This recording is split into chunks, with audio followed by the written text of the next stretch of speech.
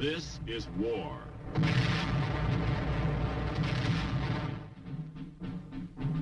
War and its masses. War and its men.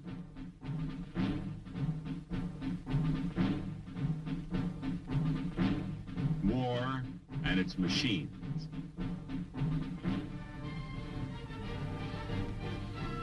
Together they form the big picture.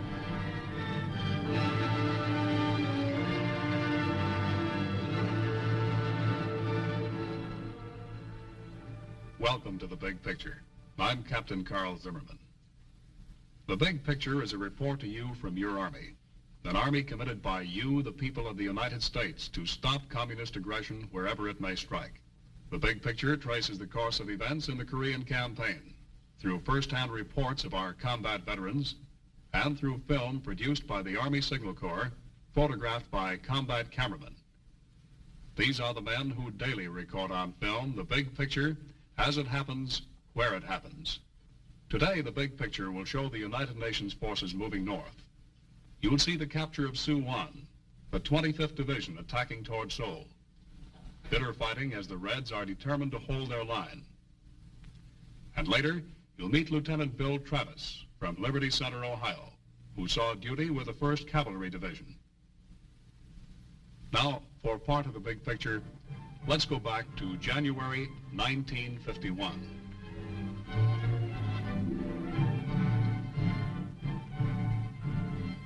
On the 20th of January, UN forces consolidate positions below Seoul against diminishing Red pressure.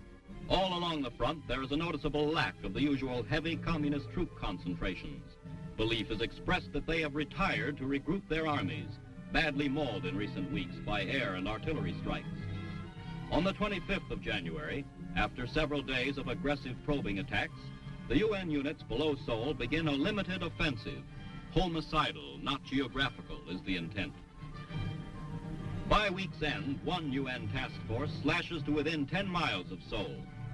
In the central front, Wonju has been retaken, and Allied soldiers scour the mountains, exacting losses of 10-1 on the enemy.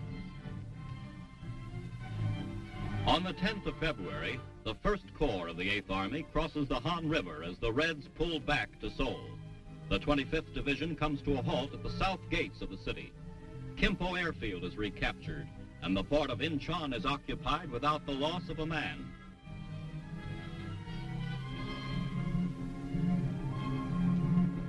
On the central front, the 10th Corps continues its action against stiffening enemy resistance. In less than 3 weeks, the Allies' limited offensive has killed and wounded an estimated 73,000 Chinese. On the 11th of February, the Chinese launched their expected counteroffensive on a 30-mile front in the Central Mountains. Their troops vainly attempt to drive a wedge through the center of the 8th Army's lines. Armored counterattacks smash north from Wonju, and air and artillery increase their hour-by-hour pounding. Finally, north of Incheon, Allied troops cave in the west flank of the Red Drive. By the 18th of February, the Reds' drive has been spent and broken. UN forces have inflicted 33,000 more casualties on the Chinese. On the 20th of February, the Reds have fallen back along most of the 70-mile front. Their total losses for the month rise to approximately 100,000, while UN forces prepare still another killer offensive in their war of maneuver.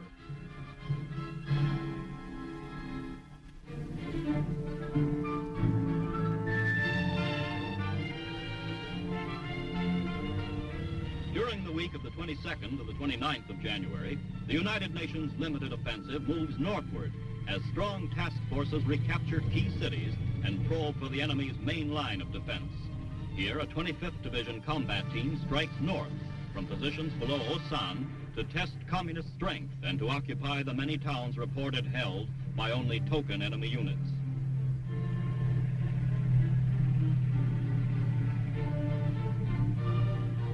Troops of the 35th Regimental Combat Team enter battered Osan without opposition.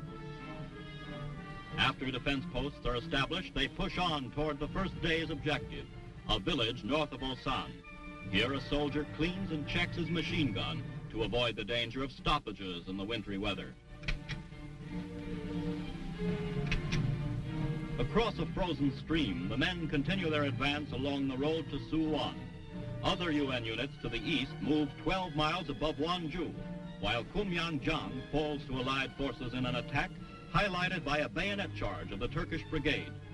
Naval units bombard Incheon in a diversionary raid.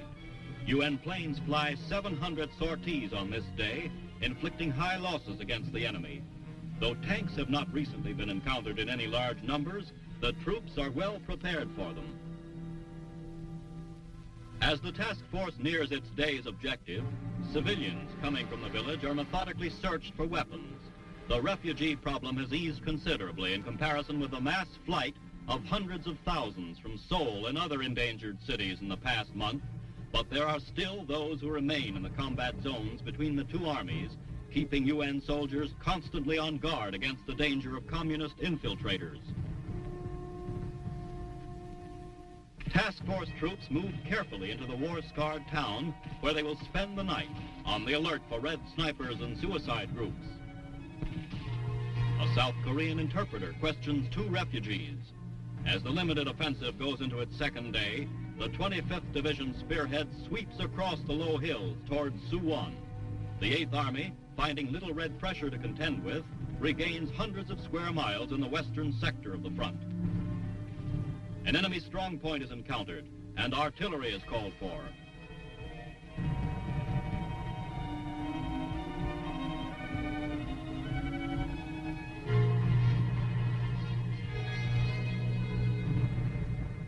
The 155 howitzer is zeroed in.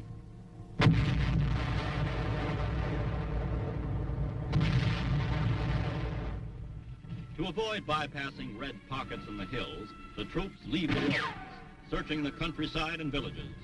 Prisoners are taken, some of the few found in the nearly deserted towns. On the second day of their thrust up the main coastal road to Seoul, the task force enters the outskirts of Suwon, carefully searching every building for concealed Reds. Scattered enemy resistance is quickly cleaned out. Meanwhile, sizable gains are recorded north of Incheon and Kumyang-jang, while the naval shelling of Incheon moves into its second day.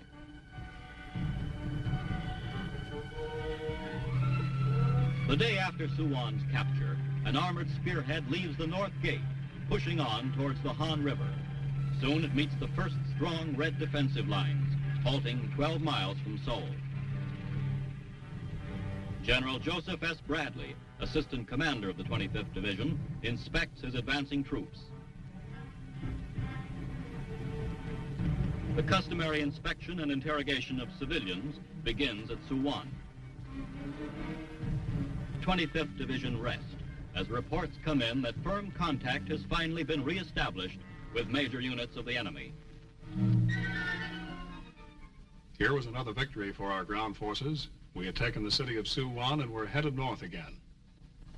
To tell us about this action, here is Lieutenant Bill Travis, who saw duty with the 1st Cavalry Division. Well, Bill, back here at home at this time in January and February of '51, folks felt pretty good about the troops going north again. How about the morale of the men over there? Well, necessarily, Carl, when you're going south, in other words, when we were withdrawing, the morale of the troops was not good at all. When you're retreating, as you call it, you can't help but feel that maybe you're being let down somewhere back along the line, and your morale just is not good. However, when you're doing about face, you turn around. In this case, where we're going back north, morale was excellent. In other words, when you're attacking, you can see you're winning, and maybe you think the end is in sight, and the feeling in the troops is very good. What sort of action did our troops see at Suwon? Well, your action in Suwon was very difficult. It was very hard. The terrain was very difficult to fight in. Your main Chinese army was stationed right in there. See, your main Chinese army was coming down the western plains. The plain area, as you know, is in the western half of Korea. The eastern half is very mountainous and very hard to operate in, especially in the winter months. Well, now, why was this town of Suwon so important to us, Bill? Well, your Suwon was important because it's a center, it's a hub of communications. If you look at a map, you'll see that the railroad goes through Suwon. About 8 roads come together right there at the town. There's also a big airstrip, one of the few concrete airstrips in Korea. And as such, your town of Suwon was a center of communications, your actual hub, just south of Seoul. And it's right on the main road to Seoul. Well, then actually this opened the doorway to the north for us, didn't it? That's right. Suwon to Seoul is actually a plains area, and it's flat. You can use your armor, and it's a very good avenue of approach to Seoul, to the Han River, and on to 38th parallel. Mm-hmm. Well, Bill, what was your job with the 1st Cav? My job with the 1st Cav, Carl, was rifle platoon leader and a leader of a tank killer team. A tank killer team? Well, tell us how this team operated. Right. Well, it seems like in the initial phases of the operation, we did not have much to fight the enemy armor. In other words, the North Koreans were equipped with these new Russian medium tanks. Now, to counteract the effects of their tanks, we formed these tank killer teams, which were equipped with automatic weapons and a bazooka. Now, to illustrate this bazooka, we have one right here. Sergeant, could we have that? Now, this is your small bazooka, a 2.36-inch job that we were using back during the World War II, and which probably a lot of people are familiar with. Now, it doesn't shoot too big a shell, and when it came up against these new medium tanks that the North Koreans were equipped with, it didn't quite come up to our expectations. So we were all very happy when the big one came out, the new one, and we have one of those to show you too. Now, this is your large economy size. It's called a 3.5-inch rocket launcher, is what we call it. Everybody else calls it a bazooka, and that's the popular name for it. Now, this really packs a wallop. Your shell is about yay big around, and when it hits those tanks, it really knocks them out. I saw one tank hit by one. I saw this personally, and the turret blew off completely and did a complete flip before it hit the ground. It's a good sight to see. It's really a terrific weapon and a terrific sight to see. Well, now, eventually all our troops were issued this piece of equipment, weren't they? Right. We gradually came to find out that everybody was equipped with this weapon rather than the smaller one. Mm-hmm. And the North Koreans and Chinese developed a good deal of respect for it, didn't they, Bill? Definitely, definitely. Right. Well, thank you, Bill. Let's go back to our film now, to January 1951, and watch our troops as they trade blows with this stubborn Chinese army. UN troops, in the second week of their limited offensive, battle northward toward Seoul, continuing to forge ahead over the bitterly contested ground north of Suwon. In the new system of United Nations offense, forced by communist hold or die tactics, Allied forces leave the roads and dig the Reds from their caves and foxholes. Enemy dead litter the ridge. Chinese prisoners, routed out of the hills, are thoroughly searched and administered first aid by soldiers of the 25th Division. The face of an American GI expresses the bitter sadness that comes with war.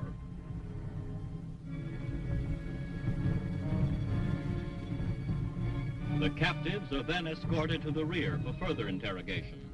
Very few Chinese surrender to UN forces, as they are taught to expect swift execution upon capture. When convinced that they will not be killed, they are often eager to give information. A United Nations task force moves up for an assault on an enemy-held ridge north of Suwon, as the offensive pushes steadily ahead. Realizing the dangers of over-fatigue, these hardened soldiers have learned to take advantage of every opportunity to rest.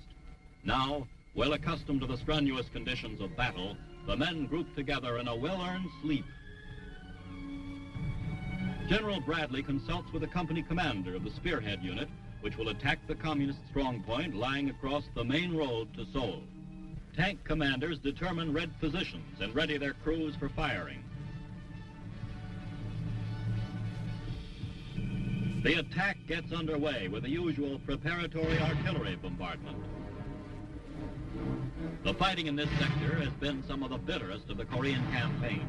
Key points change hands repeatedly, and gains are measured in yards.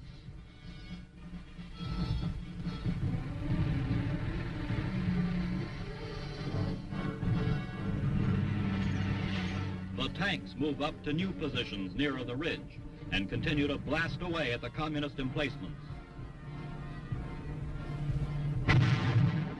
The enemy returns the fire and scores a near miss on one of our tanks.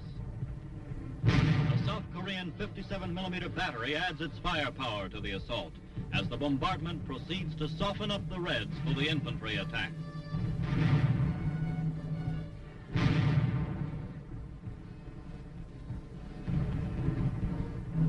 A South Korean officer calls for mortar fire, and the mortars lend their explosive voice to the artillery pounding.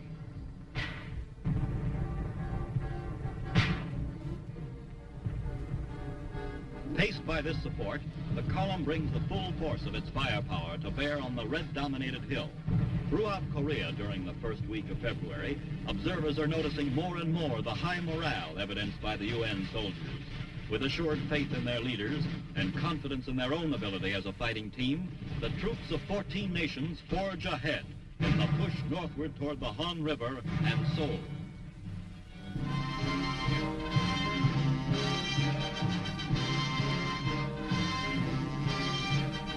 On the 10th of February, troops of the 25th Division reached the outskirts of Seoul. The Han River Bridge figures once more in the Korean fighting, and a familiar sign still stands. 3 badly frightened Chinese prisoners are brought in for questioning. Expecting execution, they face only interrogation and removal to PW compounds. Attempting to cross the Han, a patrol is halted temporarily by intense fire from the communists occupying Seoul. Later, another patrol managed to enter the city but withdrew after some limited probing. As the action continues with opposing forces dueling from opposite sides of the Han, other UN task forces are sweeping north and west to occupy Incheon and Kimpo. At the week's close, 4 Allied divisions are at the Han, and Seoul is nearly surrounded.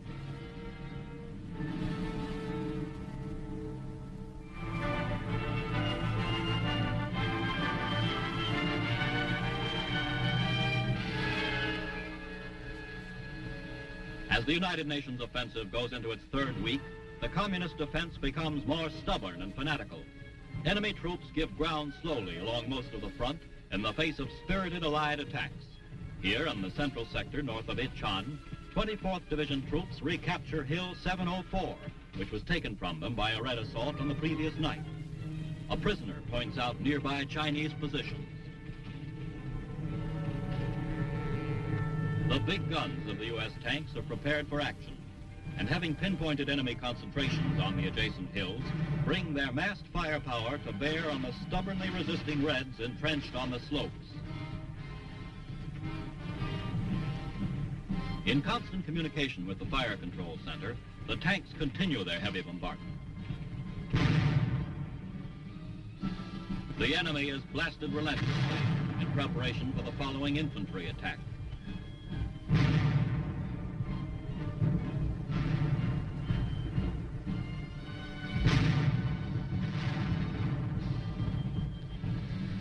Above Wonju, a flying boxcar delivers ammunition and supplies to the 10th Corps, which is preparing a new assault against increasing Red pressure in the central mountain sector.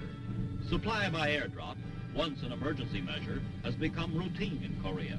With the spring thaws due soon, and with them the almost impassable Korean mud, these techniques of airborne logistical support will permit continued supply operations.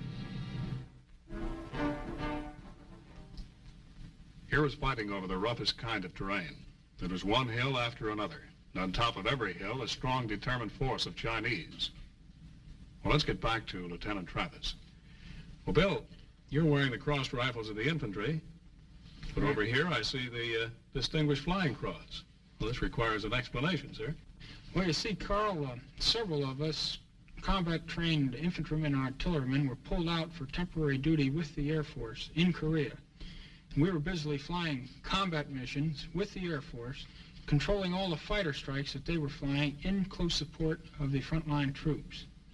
Now, the way we'd work that, it sounds rather strange, and it is an utterly new concept as far as close support tactics are concerned.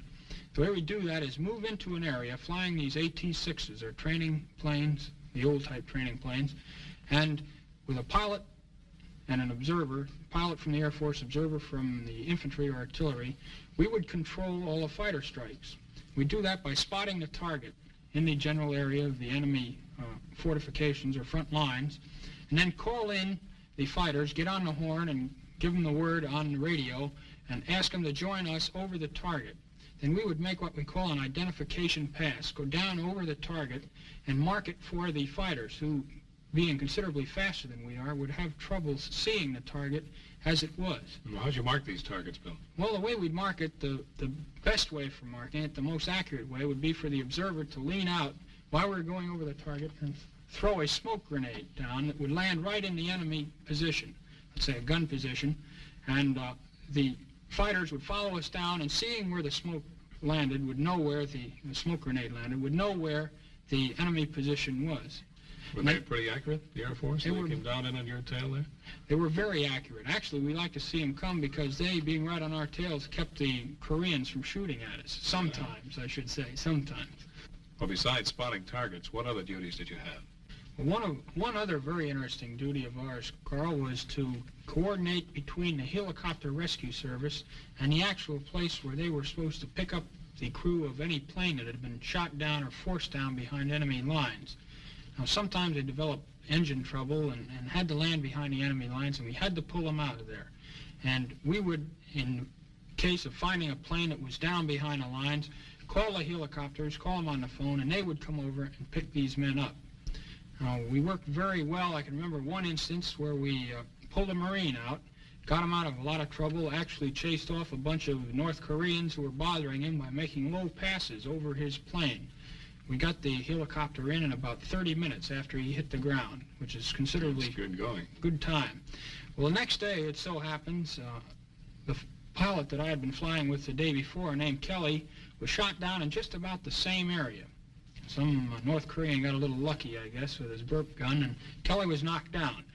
The Marines on their carrier just off the coast, hearing that Kelly had been knocked down, they could tell it was Kelly because of his call sign, see, over the radio, scrambled 2 complete flights of fighters just to keep him safe and keep him out of the hands of the North Koreans until we could get a copter in and pull him out.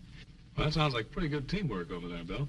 Actually, we worked out very well, the Army and the Air Force in our squadron, and the Marines, who we were constantly directing in close support of the Army and the Marine troops on the ground. We get along pretty well with the Marines, even though we horse back and forth. It reminds me of one incident. The cavalry, you know, broke out of the old Pusan perimeter in September of 1950. Right. And they were pretty well beat by the time they got up to the Incheon area, and they were sacked out along the road. And the Marines drove by. They just landed and still hadn't gotten into the fight, I guess, and uniforms still nicely pressed. And one of them leaned out of one of the trucks and yelled over, "Hey, cavalry, where's your horses?" And the staff sergeant looked up at him and said, "We ate them waiting for you guys to get here."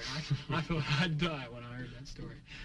No, actually, they're a pretty good bunch of guys, and we've worked very well with them. Actually, one regiment of Marines was attached to the cavalry division for a certain phase of the operations in Korea, and they're a wonderful bunch of guys. Well, Bill, you've certainly proved to us that the services work together in Korea. And it took teamwork to take ground in Korea, just like it took teamwork to take Hill 584.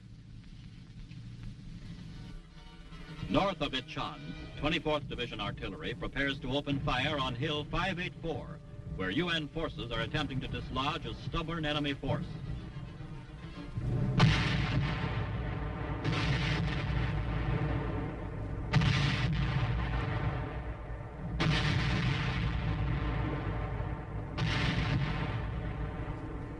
These hill positions anchor the right flank of the Red Central Sector offensive.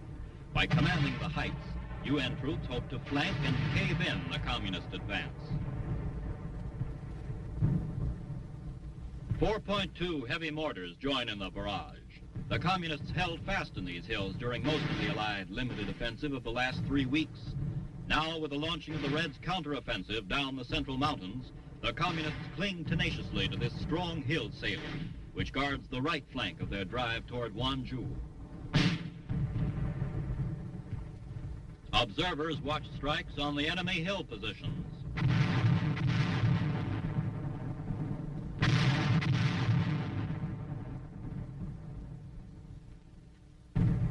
Under cover of the barrage, the men push up the steep terrain towards the objective. Protected by the thick and tangled underbrush, the Reds lay down a volume of small arms fire that causes the troops to slow down in their advance. During the last 10 days, key points in this hill area have repeatedly changed hands, with Allied gains being held down to a few thousand yards. The troops keep watch for snipers, plotting the course to be followed when the assault is resumed. Meanwhile, machine gun positions are set up as they consolidate their gains against a possible Red counter-thrust. The communist lines are strong, and artillery fire is called for to loosen enemy supporting areas.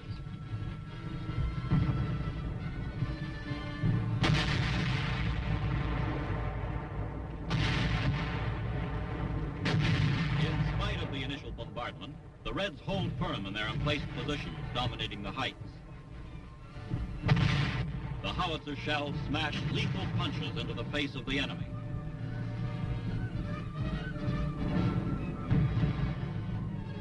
The steep grade slows the advance.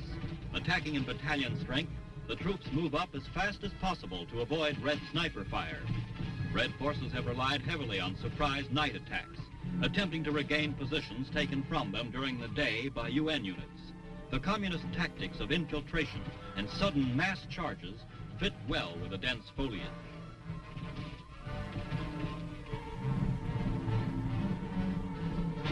Supporting fire is supplied by heavy machine guns. The attack gets underway. The new assault carries forward to one section of the hill's crest, where UN troops are able to bring fire directly on the main enemy positions in close, rugged fighting.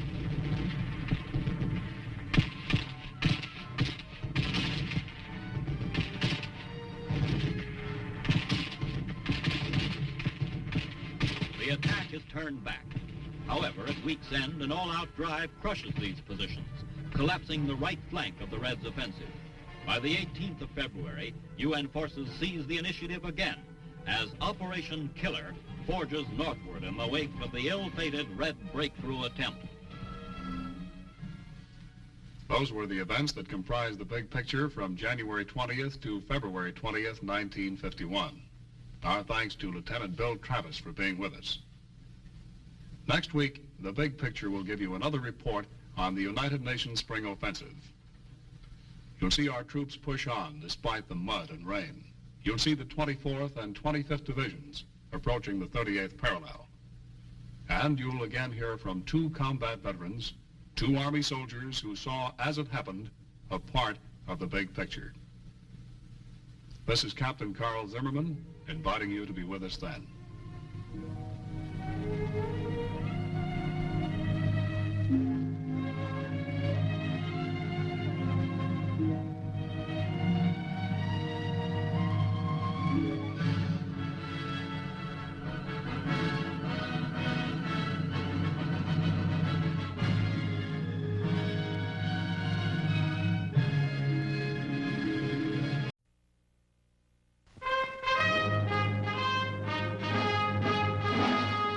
From Korea to Germany, from Alaska to Puerto Rico, all over the world, the United States Army is on the alert to defend our country, you, the American people, against aggression. This is the big picture, an official television report to the nation from the United States Army. Now, to show you part of the big picture, here is Captain Carl Zimmerman. Along with military responsibilities in Korea, your Army is conducting a program of civilian relief and supply. A humanitarian responsibility, yes, but also vitally necessary in making the actual job of fighting possible. Today we tell this very human story, how your Army, along with others of the UN Command, cares for thousands of Korean civilians who lost their homes, their families, when the communists attacked. This was a city, the city of Seoul, the capital of the Republic of Korea. It's my city. I was born there. It hurt when I saw it this way. The enemy took it twice, and we took it back. You wreck a place when you fight for it. Seoul City suffered. The people suffered. Each time the enemy drove south, the people fled before them. Farmers mostly, with their wives and kids. Just people, like any people, any place. Only they were in the wrong place. They were tired and hungry and cold. Many were sick and hot. Behind them, their farms were ruined and their villages burnt. There were thousands of them. They didn't mean to, but they jam up things so bad you couldn't get through. Replacements, food and ammo, everything got stymied. They have no place to go, no one to look to. They need help. And they got it. We call it civil assistance. Civil assistance is the mission of UNCAC, United Nations Civil Assistance Command, Korea. It is the program these men from many nations set in motion for the rehabilitation of Korea. It is time and money, and planning and cooperation. But mostly, it is work. Hard, back-breaking work. Dull, monotonous work. Men's work, sometimes done by women. A whole nation at work, rebuilding. But it wasn't always so. Remember these people? I sure do. They came through our lines at Taegu. I remember them. They were my friends and neighbors. They came in by the truckload. We did what we could for them. Gave them some rice. Maybe dug up some old clothes. The civil affairs officer talked to them, got them organized, and sent them on back. We'd like to do more, but we're a fighting outfit. Our job was out in front of us, not behind. Back in the rear areas, the refugees were temporarily resettled in existing villages and towns. It's good this way. We all work together, villagers, whose home this is, and those who have no home. But it takes time. Nobody builds a house in a couple of days, and these people need thousands of houses. It's an awful big job. It takes time to make clothes to keep you warm. It takes time for the rice to grow. It takes a lot of time. But for now, these things must be provided for them. Back at Busan, the ships came in. Old victories from the last war, doing a big job again. That's rice. I never saw so much rice, but I never saw so many hungry people either. Those guys work over that rice. Every shovel is a couple of days' rations for somebody. We don't have much modern equipment here in Busan Harbor. We wish we did. Someday, maybe we will. We need it. Just a net full of rice. Back in the States, I might give you a couple of bucks for it. Then I'd probably toss it at some old girlfriend getting married. Here it keeps people alive. Seems funny making such an important thing out of rice.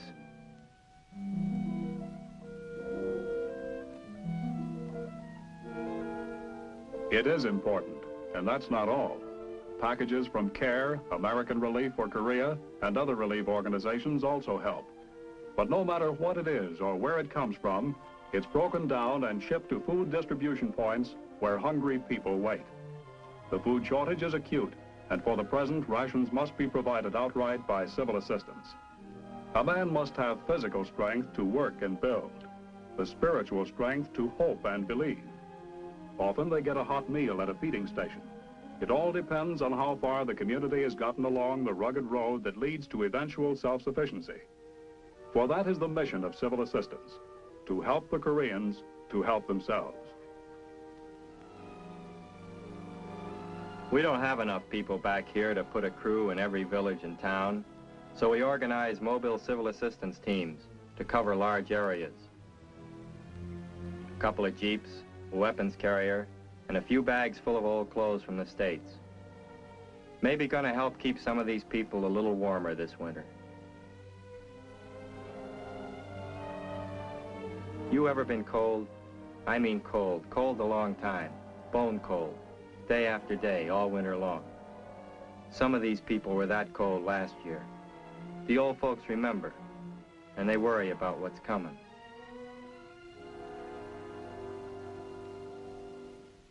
But kids live for today.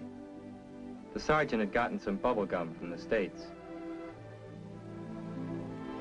Bubble gum. They never heard of bubble gum 5 minutes ago. Now look at them. Kids are kids, even in the dirty hills of Korea. So maybe these kids don't have the stateside technique. So what? For a little while they're laughing, like kids ought to laugh. When we pulled away, I felt good.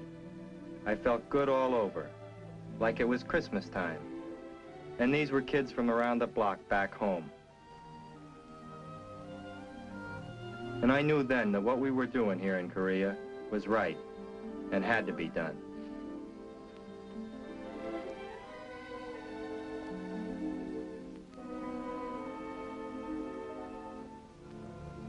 There are other mobile units too. This is the mobile dispensary. Its primary mission is preventive medicine. Wherever possible, Korean personnel are utilized. They'll inoculate every villager against smallpox, typhoid, and typhus. They'll dust every villager with DDT to lick the vermin-borne diseases. Needles and vaccines are new things to us, but we understand their importance and we all get our shots. We don't want the sickness added to our troubles. We must be strong and healthy to rebuild our country. Yes, and that's important, but that's not all. A general epidemic could infect the UN Army, like it did the Reds a year ago. We can't take the chance. But the program so far is only a short-term subsistence program. It has provided only the barest necessities. Most of the material has been acquired from outside organizations. It has been a program of relief rather than rehabilitation. Temporarily, this has to be, for the people must live today if they are to build for tomorrow.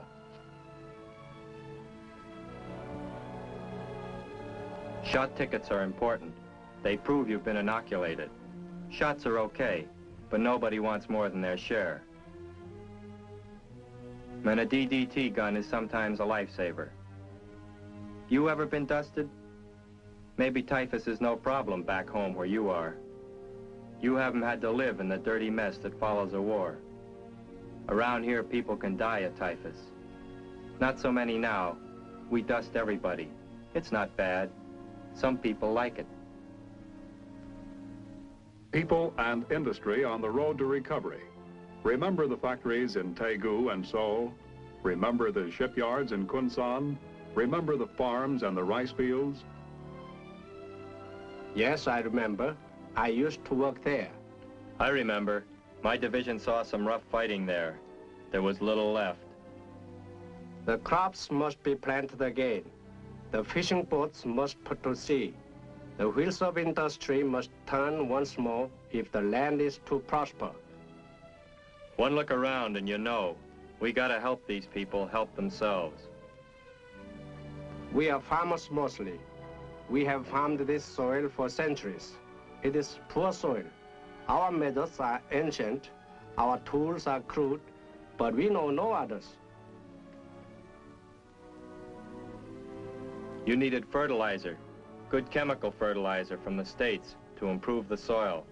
And through civil assistance, you got it. With it came American technique and hand tools. Simple things, like plows and hoes and sickles. You needed them.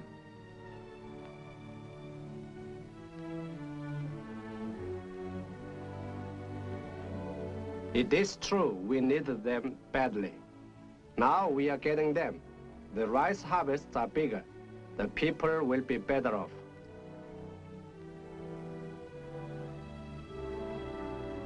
The fishing industry posed more of a problem. Boats were destroyed, ice houses and canneries were wrecked. The power to run them was non-existent. Reconstruction had to take place on all 3 levels at once. It took a long time. We needed the lumber and the tools, but now there is work for the shipyards. We are building fishing boats again. Men can go to sea. Their nets will fill quickly, for in Korean waters, there are many fish. It is well because my people need fish to live.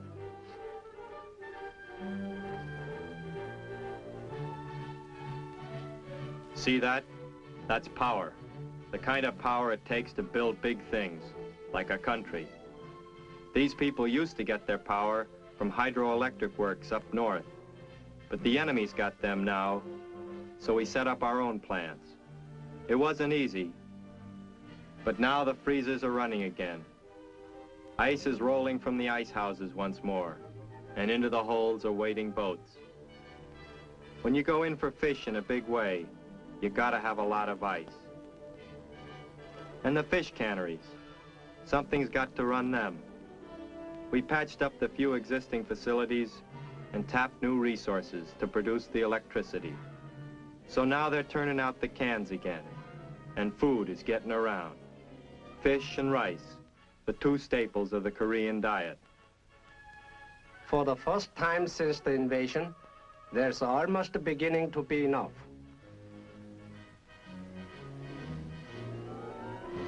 But also of importance is the rebuilding of South Korean manufacturing. This mess used to be a cotton mill, and it wasn't so long ago it looked like this.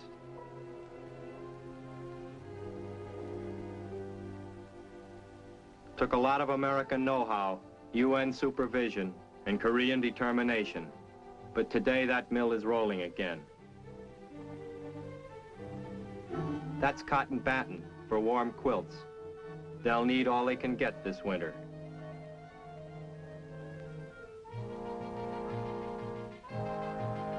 And that's cotton thread to make the kind of clothes these people wear.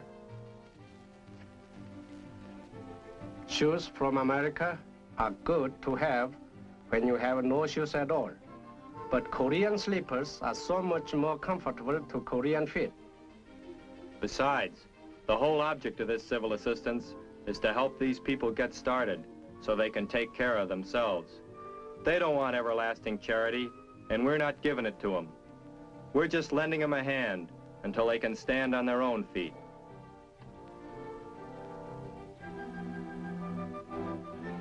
Now that this factory is back in operation, one more step forward has been taken on a long road to rehabilitation. Food and clothing are basic, but a modern nation must have the industry. You know what that is? That's scrap. Stuff you sell to a junkie back home. It was copper cable. It used to run the streetcars in Seoul. Then the enemy wrecked the city. They wrecked this wire plant too. But with the civil assistance, the Koreans patched it up and got it running again. Now they're rebuilding their railroad. In some cases, replacement parts are obtained from Japan because most of the original equipment was of Japanese manufacture.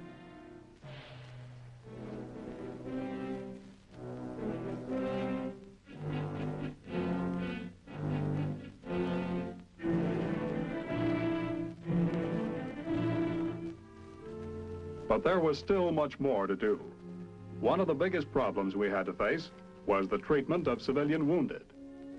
Remember these people? I remember. They were hot and sick. I remember. It was back in '50, when things were really tough. There weren't enough medical supplies for everyone. For a while, some people had to get along without help. Supplies had to be airlifted from Japan, and mobile teams of Korean doctors, nurses, and technicians had to be set up. These teams still operate in the back country where there are no doctors and nurses. It is good to know that anyone who is sick or hot can get help. Sure, this little guy is scared. He's probably never seen a doctor before.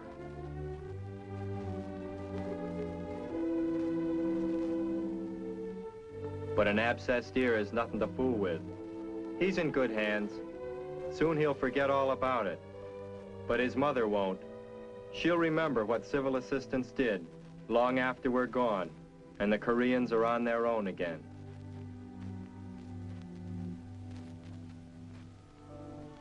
This is okay for minor stuff, But a lot of these people work right up behind the front lines. They lug in ammo and food on their backs, straight up to the guys in the bunkers and foxholes. It takes guts, and sometimes they get hit. They need field hospitals, like this. But there are other civilians that need help too. Local people and refugees, hurt, sick, or maybe just having a baby. We use our own personnel as much as possible, because when the war is over, we want to be able to take care of ourselves.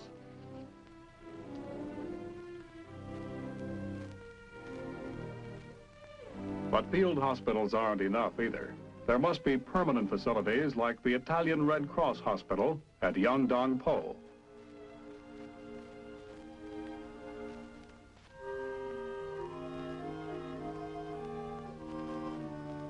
Or the Danish hospital ship Jutlandia.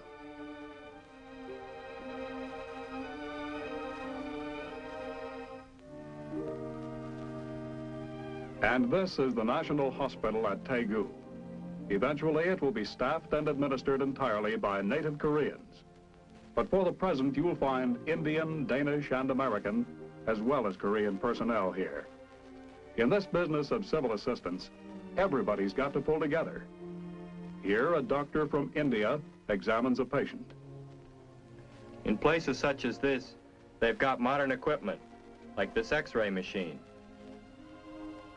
Here, some South Korean kid, with maybe a piece of enemy shrapnel that's been in him for months, can get decent attention. Expert technicians operate the equipment.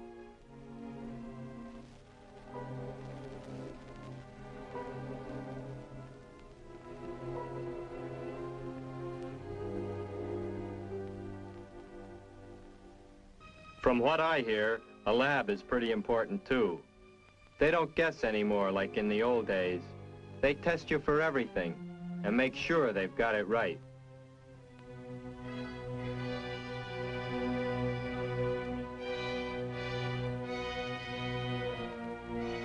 Here a couple of lab technicians run tests on blood samples.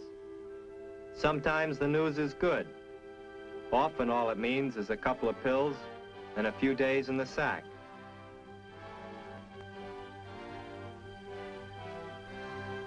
Then sometimes it's more serious. They tell you they're going to have to operate.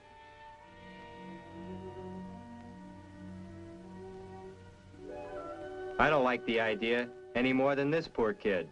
But one thing I do know, he's going to get the best treatment medical science can provide. He'll need it. He's going to have a rough time around here for the next few years. He must be strong so that he can rebuild his country. And he will be strong, thanks to the United Nations Civil Assistance Command and cooperating agencies like the UN Rehabilitation Agency. He and many others will be stronger, healthier people.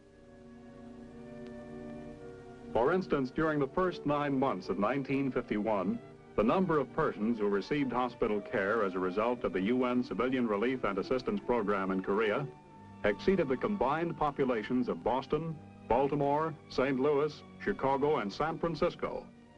Over 1 million people received inpatient care. Over 5 million received outpatient care. And it's a lot more by now.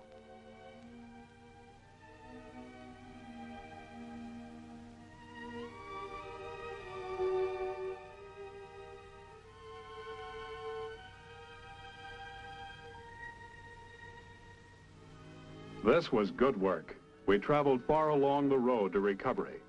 But it was not enough. If you build something, you build it for the future. A nation's future belongs to its youth.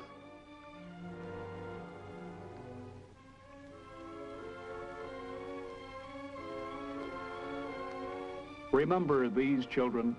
Yeah, I'll never forget them. I gave them some candy and an old pair of fatigues. I remember them. They were children from my province. They were lost and afraid. One of the most pathetic problems to confront civil assistance was that of caring for the war orphans. Because of the vicious flow and ebb of the communist onslaught, thousands of children were separated from their families. Every effort was made to gather them together in institutions and identify them so that as many as possible might be reunited with their parents or friends. Circulars and newspapers have served to join hundreds of families.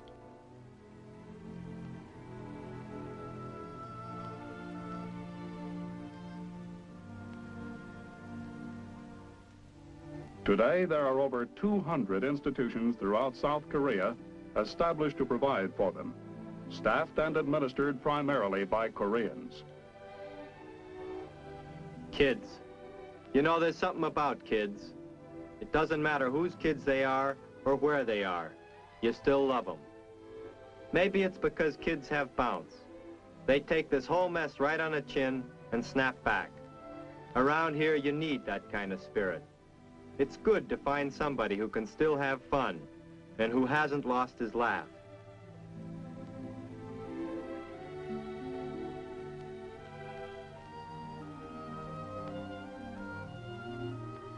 The children are handled in large groups and simple discipline must be enforced. Here, morning muster is taken. Afterwards, there are physical exercises.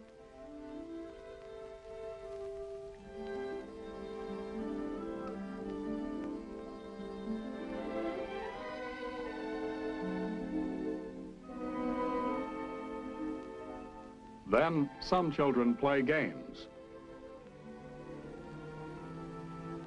while others go to school.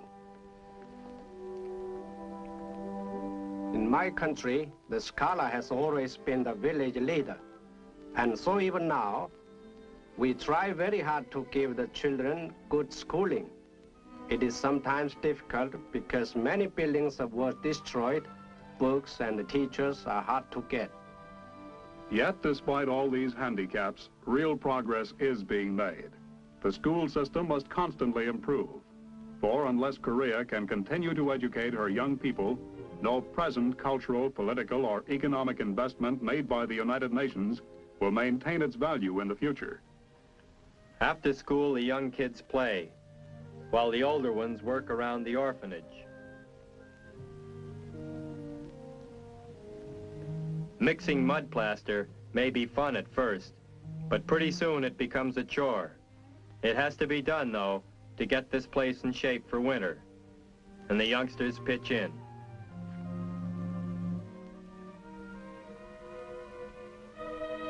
While one of the instructors turns his hand to cover in a wall.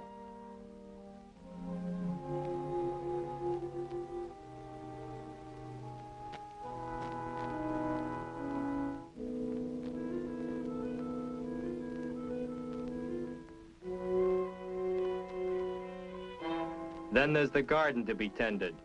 Pretty good for small fry, huh? It's gotta be good, because to a large extent they will rely on the food they grow here. These Korean kids have got heart, and it's good to see it. It is well, for in these children's hands lies the future of my country. You want them to have the same good things our kids enjoy. Civil assistance has given us the tools to help rebuild our country. It has shown us the way to a new and a better future. Maybe, more important than anything else, it has shown us what free men can do. Look, the streetcars are running in Seoul again. My people are beginning to live once more.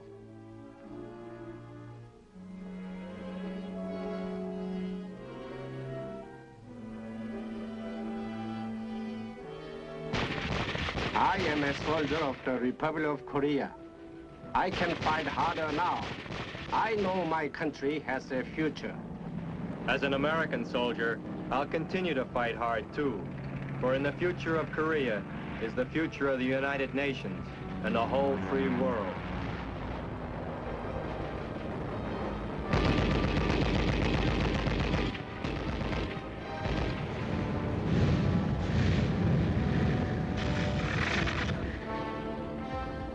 Yes, it's my future, and yours.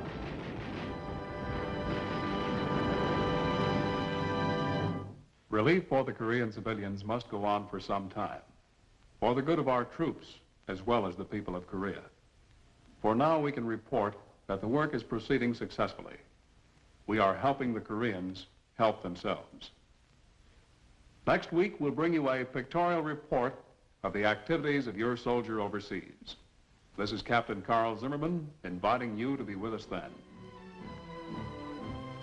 The Big Picture is a weekly television report to the nation on the activities of the Army at home and overseas, produced by the Signal Corps Photographic Center, presented by the U.S. Army in cooperation with this station. You can be an important part of the Big Picture. You can proudly serve with the best equipped, the best trained, the best fighting team in the world today, the United States Army.